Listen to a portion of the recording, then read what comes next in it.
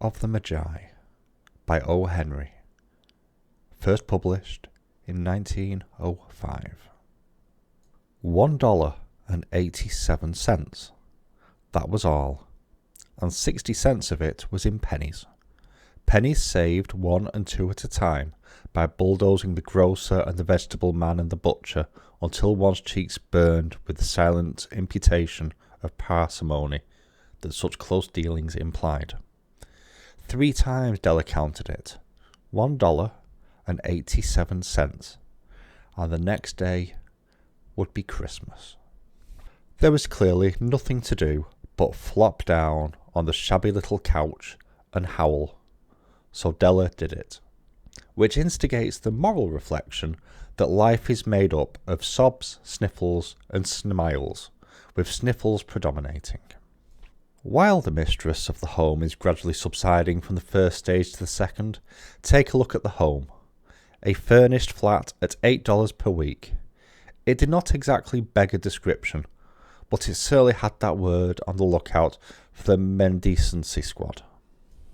In the vestibule below was a letterbox into which no letter would go, and an electric button from which no mortal finger could coax a ring. Also appertaining thereunto was a card bearing the name Mr. James Dillingham Young. The Dillingham had been flung to the breeze during a former period of prosperity when its processor was being paid $30 a week.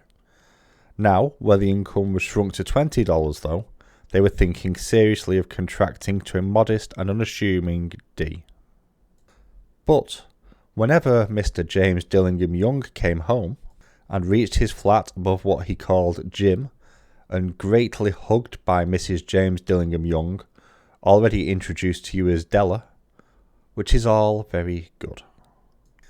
Della finished her cry and attended to her cheeks with a powder rag.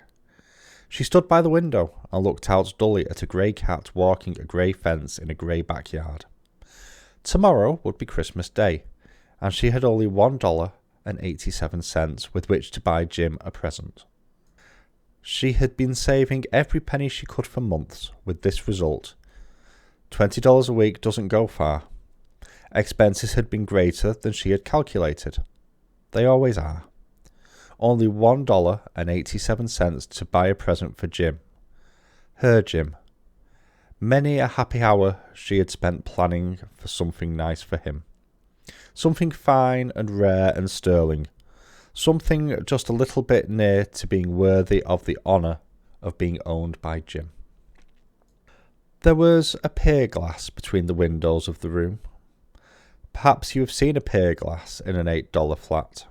A very thin and very agile person may, by observing his reflection in a rapid sequence of longitudinal strips, obtain a fairly accurate conception of his looks. Della, being slender, had mastered the art.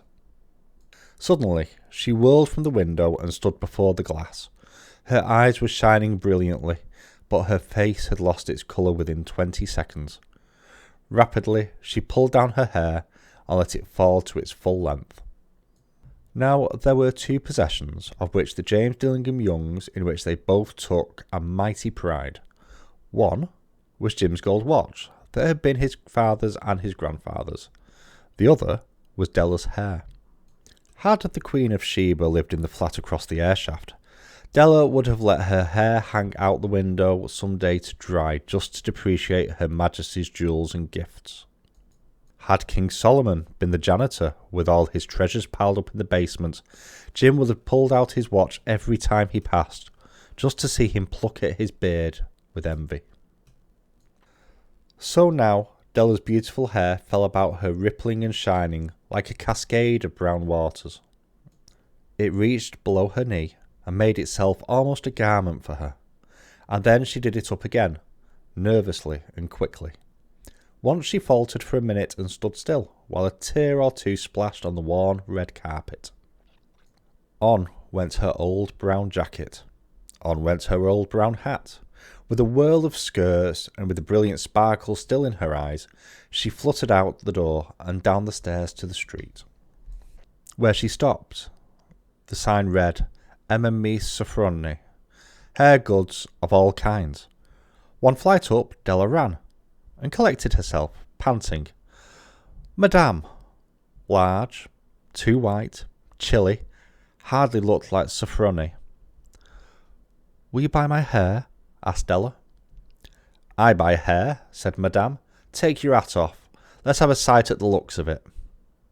Down rippled the brown cascade. $20, said Madame, lifting the mass with a practised hand. Give it to me quick, said Della. Oh, and the next 2 hours tripped by on a rosy wing.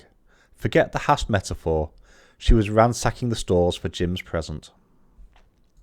She found it at last. It had surely been made for Jim and no one else. There was no other like it in any of the stores, as she had turned all of them inside out. It was a platinum fob chain, simple and chaste in design, properly proclaiming its value by substance alone and not by meretricious ornamentation, as all good things should do. It was even worthy of the watch. As soon as she saw it, she knew it must be Jim's. It was like him. Quietness and value. The description applied to both. $21 they took from her for it, and she hurried home with the 87 cents. With that chain on his watch, Jim might be properly anxious about the time in any company. Grand as the watch was, he sometimes looked at it on the sly on account of the old leather strap that he used in place of a chain. When Della reached home, her intoxication gave way a little to prudence and reason. She got out her curling irons and lightened the gas and went to repairing the ravages made by generosity added to love, which is always a tremendous task, dear friends, a mammoth task. Within 40 minutes, her hair was covered with tiny, close-lying curls that made her look wonderfully like a truant schoolboy. She looked at her reflection in the mirror, carefully and critically. If Jim doesn't kill me, she said to herself, before he takes a second look at me, he'll say I look like a Coney Island chorus girl. But what could I do? Oh, what could I do with $1.87? At 7 o'clock, the coffee was made and the frying pan was on the back of the stove, hot and ready to cook the chops. Jim was never late.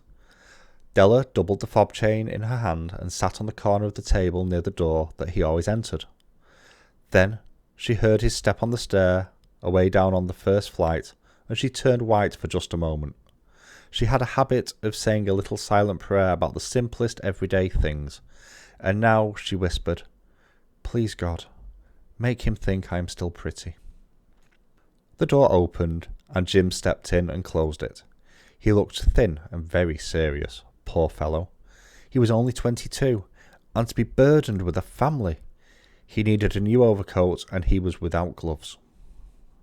Jim stopped inside the door, as immovable as a setter at the scent of quail. His eyes were fixed upon Della, and there was an expression in them that she could not read, and it terrified her. It was not anger, nor surprise, nor disapproval, nor horror, nor any of the sentiments that she had been prepared for. He simply stared at her fixedly, with that peculiar expression on his face. Della wriggled off the table and went for him.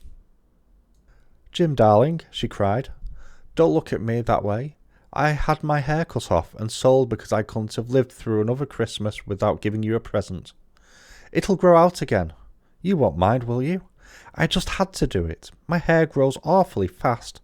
Say Merry Christmas, Jim, and let's be happy. You don't know what a beautiful, nice gift I've got for you." "You've cut off your hair?" asked Jim laboriously, as if he had not arrived at the patent fact yet, even after the hardest mental labour. "Cut it off and sold it," said Della. "Don't you like me just as well anyhow? I'm me without the hair, ain't I?" Jim looked around the room curiously. "You say your hair is gone?" he said, with an air almost of idiocy. "You needn't look for it," said Della. "It's sold. I tell you, sold and gone, too. It's Christmas Eve, boy. Be good to me, for it went for you. Maybe the hairs of my head were numbered. She went on with a sudden serious sweetness. But nobody could ever count my love for you. Shall I put the chops on, Jim? Out of his trance, Jim seemed quickly to wake. He enfolded his Della. For 10 seconds, let us regard with discreet scrutiny some inconsequential object in the other direction. $8 a week, or $1 million in a year. What is the difference? A mathematician or a wit would give you the wrong answer. The Magi brought valuable gifts, but that was not among them. This dark assertion will be illuminated later on.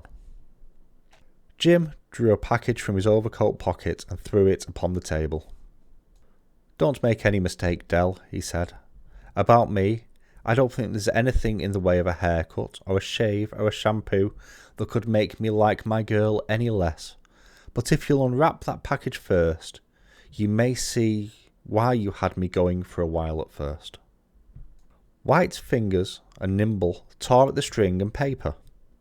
And then, with an ecstatic scream of joy, and then, alas, a quick feminine change to hysterical tears and wails, necessitating the immediate employment of all the comforting powers of the lord of the flat. For there lay the combs, the set of combs, side and back, that Della had worshipped long in a Broadway window. Beautiful combs, pure tortoise shell, with jewelled rims, just the shade to wear in the beautiful vanished hair. They were expensive combs, she knew, and her heart had simply caved and yearned over them without the least hope of possession. And now they were hers, but the tresses that should have adorned the coveted adornments were gone. But she hugged them to her bosom, and at length she was able to look up with dim eyes and smile and say, "My hair grows so fast, Jim." And then Della leapt up like a little singing cat and cried, "Oh no." Jim had not yet seen his beautiful present. She held it out to him eagerly upon her open palm. The dull precious metal seemed to flash with the reflection of her bright and ardent spirit. "Isn't it dandy, Jim? I hunted all over town to find it. You'll have to look at the time 100 times a day now. Give me your watch. I want to see how it looks on it." Instead of obeying, Jim tumbled down on the couch and put his hands under the back of his head and smiled. "Dell," said he, "let's put our Christmas presents away and keep 'em a while. They're too nice to use just at present. I sold the watch to get the money to buy your combs, and now suppose you put the chops on." The Magi, as you know, were wise men, wonderfully wise men, who brought gifts to the babe in the manger. They invented the art of giving Christmas presents. Being wise, their gifts were, no doubt, wise ones, possibly bearing the privilege of exchange in case of duplication. And here I have lamely related to you the uneventful chronicle of two foolish children in a flat who most unwisely sacrificed for each other the greatest treasures of their house. But in a last word to the wise of these days, let it be said that of all who give gifts, these two were the wisest of all who give and receive gifts, such as they are wisest. Everywhere they are wisest. They are Magi.